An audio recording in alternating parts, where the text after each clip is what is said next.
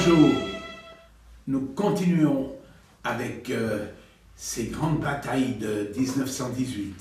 Aujourd'hui, nous sommes sur le front italien.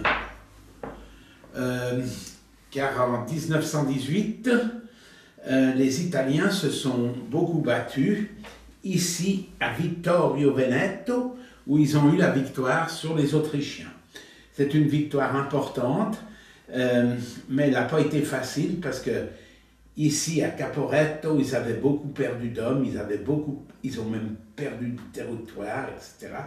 Donc il a fallu traverser cette rivière du Piave qui vient là comme ça. Il a fallu traverser cette rivière et pour cela, on a fait venir des sapeurs aussi bien français qu'américains qu'anglais qui ont aidé à construire dans une seule nuit 11 ponts qui ont permis de traverser et d'attaquer sur le Vittorio Veneto et d'avoir la victoire sur les troupes autrichiennes. Donc voilà le lieu de cette terrible bataille. Aussi, c'est à considérer, c'est que en Italie, on s'est battu essentiellement dans les montagnes. On l'appelle d'ailleurs la montagne des trois monts.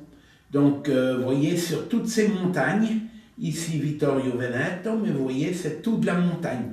C'était extrêmement difficile, extrêmement dur, et c'est pour ça que les Bersaglieri et les Arditi ont été les principaux soldats italiens à obtenir cette victoire sur cette bataille, dernière bataille du Piave. Comme nous avons affaire à des Arditi, c'est-à-dire des Ardents, eh bien, ils se battent tout à la dague. Voilà une dague, une très vieille dague de 14-18, vous voyez. Ici, une dague plus moderne, aussi de la même époque, mais déjà plus moderne, qu'on pouvait mettre dans la ceinture. Voilà la signification du Arditi, vous voyez là, qui portait cet insigne sur sa manche, n'est-ce pas? Voilà une autre représentation des Arditi, très belle représentation en noir qui était sur leur drapeau, voilà, toujours avec la dague. Nous on dit dague, mais eux ils disent plutôt glaive, gladio, mais bon voilà, c'est égal, on sent qu'ils se sont battus.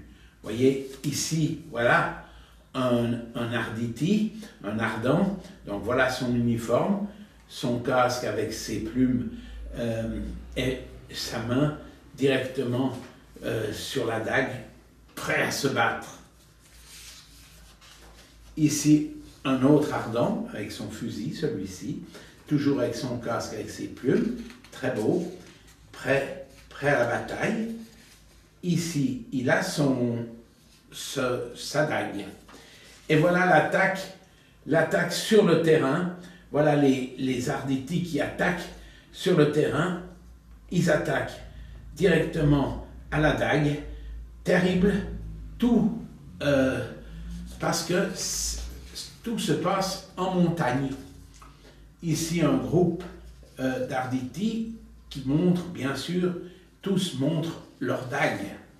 Voilà des Bersaglieri à vélo qui attaquent la route, hein, faut aussi l'attaquer celle-là. Et ici, vous avez une magnifique fanfare de Bersaglieri qui, après les victoires, peut jouer toutes les magnifiques musiques militaires italiennes. Voilà où ils devaient se battre. Voilà le champ de bataille. Rien que de ça. Des montagnes, des montagnes, des montagnes. D'ailleurs, on l'appelle bien bataille des trois monts. Tout ceci se terminera ici, à la Villa Giusti. Cette Villa Giusti, qui est proche de Padoue, ou dans les alentours de Padoue, c'est là que l'armistice a été signé avec les Habsbourg. Les Habsbourg qui, quand vont signer sur cette petite table, je vais vous présenter la petite salle, voilà, voilà la salle où l'armistice a été signé, vous voyez. Et alors ici, on met bien la salle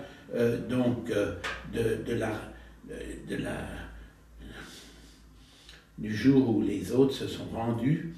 Voilà, ils sont signés sur cette petite table. Ils ont signé avec le général Diaz, ils ont signé la fin de la guerre avec les Habsbourg, qui, de toute manière, tout cet empire austro-hongrois va être détruit. Les Hongrois vont avoir leur république, les Autrichiens vont avoir leur république. Tout va se dissoudre, tout va aller à volo, et c'est la fin d'un très grand empire qui avait donné beaucoup de choses, mais malheureusement, tout va s'achever là. Tout va s'achever sur cette petite table. Avec les Italiens, il y a eu 650 000 morts.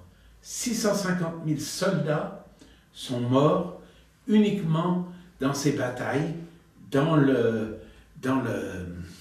la montagne.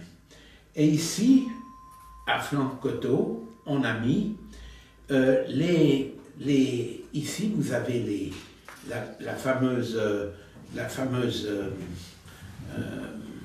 le fameux cimetière de Reggio Puglia, où il y a toute une armée qui a été enterrée, 100 000 hommes qui sont enterrés ici, 100 000 hommes dont 30 000 inconnus, dont voici le monument.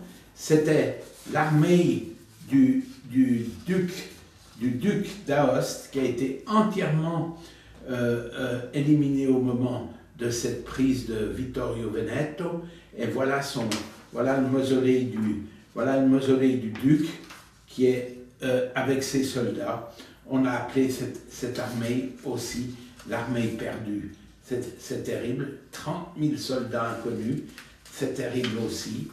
Si bien que la bataille ayant été si féroce, on a fait une médaille pour décorer ceux qui avaient apporté cette victoire magnifique. Et en voici l'exemple de la croix de Vittorio Veneto, ce petit endroit qui existe toujours, qui est comme un petit village, qui est là-bas, perdu dans les montagnes, où ils se sont battus héroïquement et où ils ont gagné sur les forces des Autrichiens et des Habsbourg. Et c'est une grande victoire pour un pays comme l'Italie, qui à cette époque était quasiment ruiné, complètement appauvri et tout. C'est un acte d'autant plus fort, d'autant plus méritant, que c'est vraiment d'une manière forte et héroïque. Voilà pour les Italiens, voilà pour cette bataille de Vittorio Veneto, et voilà pour ces 100 ans qui nous rapprochent de la paix.